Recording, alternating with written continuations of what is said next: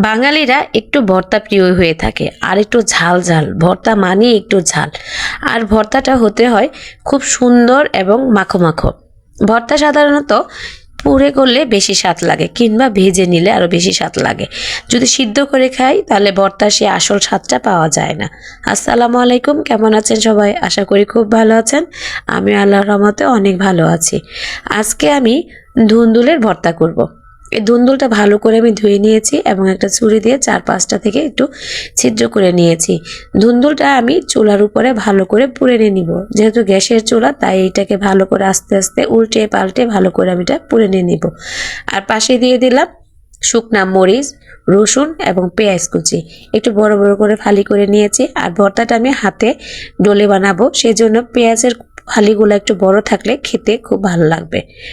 ভর্তাটা সাধারণত হাতে মেখে ভর্তা খাওয়ার মধ্যে বেশি মজা, কিংবা পাটায় যদি বেটে খাওয়া যায়।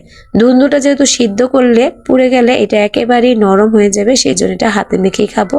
আর ঝালটা আমি আমার পরিমাণ মতো নিয়েছি, আপনি আপনার পরিমাণ মতো নিয়ে নেবেন। এই তো আমার ধুন্দুল পোড়া হয়ে গেছে, দেখতে পাচ্ছেন একেবারে মনে হচ্ছে বেগুনের মতন পড়ে গেছে। এখন উপর থেকে যে খোসাটা আছে আস্তে করে টান দিলে এটা উঠে আসবে। একবারেই নরম হয়ে গেছে। আর ধুন্দুলে কিন্তু প্রচুর পানি।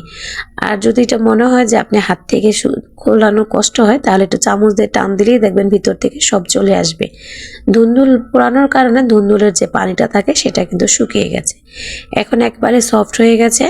আমি আস্তে আস্তে এগুলো সবগুলো পরিষ্কার করে নিয়ে নিব, ভিতর থেকে টান দিয়ে দিয়ে বের করে নিয়ে নিব।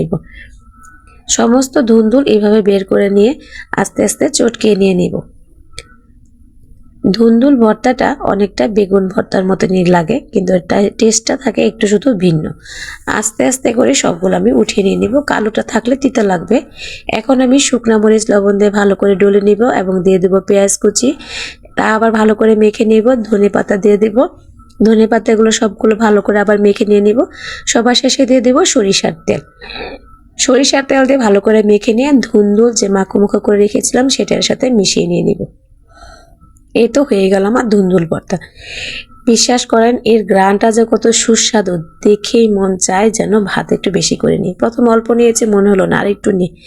পুরা 1 প্লেট ভাত খাওয়া যাবে এই একটা ধুন্দুলের ভর্তা দিয়ে, অনায়াসে খাওয়া যাবে 2-3 জন লোক। আর এটা স্বাদটা এত বেশি মজা, পেঁয়াজের টুকরোগুলো একটু দানা দানা ছিল, সাথে শুকনা মরিচ, ধনেপাতার গন্ধ, সরিষার তেল, কি যে একটা ফ্লেভার। এই ভর্তাটা কে কে খেয়েছেন কিংবা এই ভর্তাটা কার কার পছন্দ অবশ্যই কমেন্ট করে জানাবেন। আর যদি ভিডিওটা ভালো লেগে থাকে অবশ্যই লাইক কমেন্ট শেয়ার করতে ভুলবেন না।